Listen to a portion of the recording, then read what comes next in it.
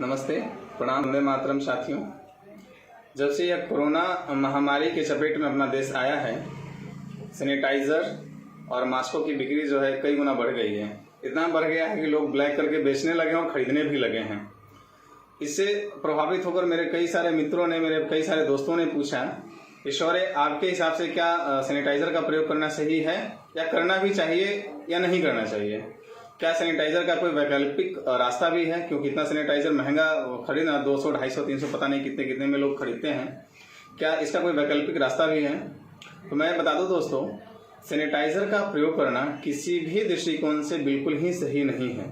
चाहे वो स्वास्थ्य के दृष्टिकोण से हो, चाहे वो आर्थिक दृष्टिकोण से हो। कैसे?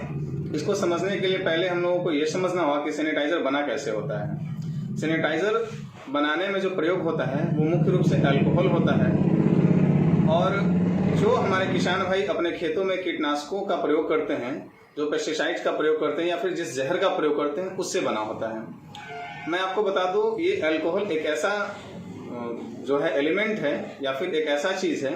अल्कोहल को जैसे आप अपने हाथों पे, स्किन पे या कहीं भी बॉडी के जिस जगह पे रखते हैं, जिस पार्ट पे रखते हैं, अल्कोहल क्या होता है कि उसके रोम छिद्रों से होते हुए आपके रक्त संचार तक पहुंच जाता है।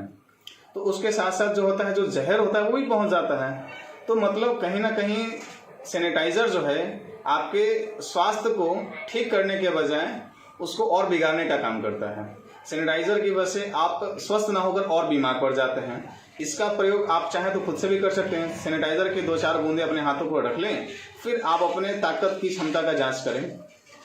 हमारे गुरु वैद्य राजेश कपूर ऊर्जा विज्ञान के वैज्ञानिक जो हैं, उनका आप वीडियो अवेलेबल है यूट्यूब पे और कई जगह अवेलेबल है, आप उनको देख सकते हैं और खुद में ऊर्जा की जांच कर सकते हैं। आप ये पाएंगे कि सैनिटाइज़र का प्रयोग जैसे ही अपने हाथों पे या बॉडी किसी पार्ट में करते हैं तो आपके ऊर्जा में बहुत ही क्षति होती है, आप बहुत ही खुद को कमजोर फील करते हैं। और इस तरह के सैनिटाइज़र का हमारे डॉक्टर और कंपाउंडर भाई ना जाने दिन में 10 या 15 बार, पता नहीं कितने बार यूज़ कर रहे हैं।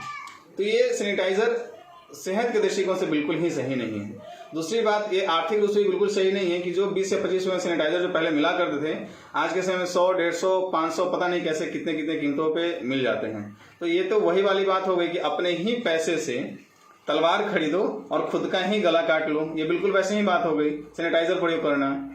तो अब आप लोग कहेंगे तो क्या इसका कोई और रास्ता क्या है? जी बिल्कुल इसका रास्ता है।